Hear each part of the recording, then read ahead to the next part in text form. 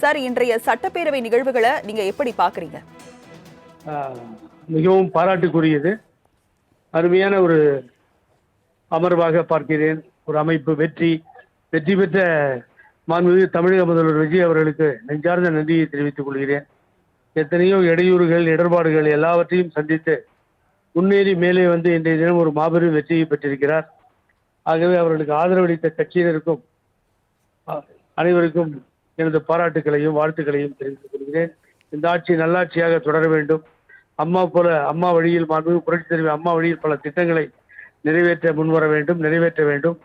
மக்கள் பர்டிகுலராக குறிப்பிட்ட இளைஞர்கள், அந்த சமுதாயம் மகிழ்ச்சி அடைகின்ற அளவிலே இந்த முதலமைச்சர் திட்டங்களை வகுத்துக் கொடுப்பார் என்பதிலே எனக்கு நம்பிக்கை இருக்கிறது. சார், இன்றைய சட்டப்பேரவையில் அதிமுக இரண்டாக ஆதரவும் தெரிவிச்சிருக்காங்க, எதிர்ப்பும் தெரிவிச்சிருக்காங்க. இதை எதை நோக்கி செல்லும் என்று பார்க்கலாம் சார்? ஆதரவு தெரிவித்தவர்களுக்கு எனது நன்றி. ஆதரவு தெரிவித்தவர்களுக்கு எனக்கு பாராட்டும் நன்றியும் தெரிவித்துக் கொள்கிறேன். இதை எதிர்த்தவர்கள் வேண்டுமென்றே திட்டமிட்ட செயல். அவர் வேறு கட்சியோடு சேர்ந்து முதலமைச்சராக முயற்சி செய்யலாமா? நியாயமா? அதற்குரிய ஆதாரங்கள் இருக்கிறது. டிடிவி தினகரன் போய் கவர்னரை பார்த்து கொடுத்த கடிதத்தில் எங்க அப்பா குதிர்குழு இல்லைன்னு அவரே மாட்டிக்கிட்டார். நீட்டா ஆட்சி அமைப்பதற்காக, முதலமைச்சரா ஆக்குவதற்காக நான் இந்த கடிதத்தை கொடுக்கிறேன் என்று காமராஜ் பெயரை கொடுக்கிறார்.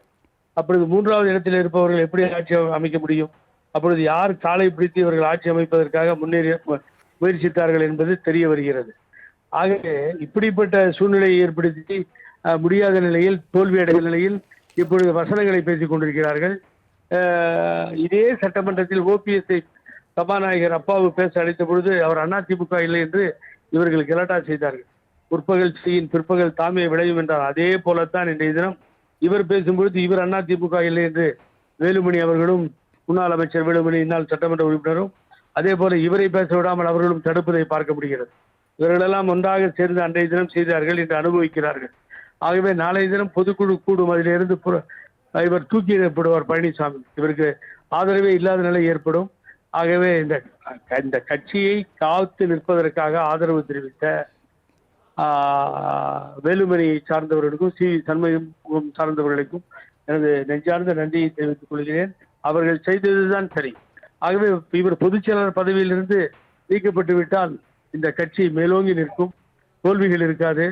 இது புரட்சி தலைவி அம்மா அவர்கள் சொன்னது போல இன்னும் 100 ஆண்டுகள் இந்த கட்சி தலை தோங்கும். அதில் மாற்று கருத்தே இல்லை. சார், இது குறித்து சமாதான பேச்சை எதுவும் நடைபெற வாய்ப்பு இருக்கிறதா சார்? இபிஎஸ் தரப்பில் எந்த சமாதானத்தையும் ஏற்றுக்கொள்ளக்கூடாது. வேலுமணி சமாதானத்தை ஏற்றுக்கொண்டால் குழி தோண்டி புதைத்து விடுவார்கள் அதிமுகவை. அவர் செய்கை, ஆணவம், அகம்பாவம், திமிர் அடங்கவே இல்லை. யாரும் ஒப்புக்கல ராஜினாமா பண்ணிட்டு போக வேண்டியதானே?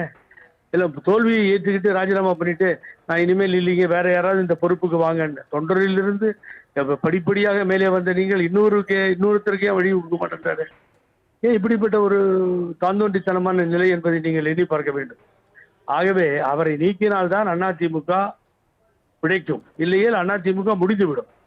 இது வேலுமணி கைகளில் இருக்கிறது. அவர் தைரியமாக நின்று போராடி அவரை பொதுக்குழுவை கூட்டி அந்த பதவியிலிருந்து தூக்கி எறிய வேண்டும் என்பதுதான் அதிமுக தொண்டர்களின் வேண்டுகோள். இணைப்புல உங்களுடைய கருத்துக்களை பதிவு பண்ணதுக்கு நன்றி சார்.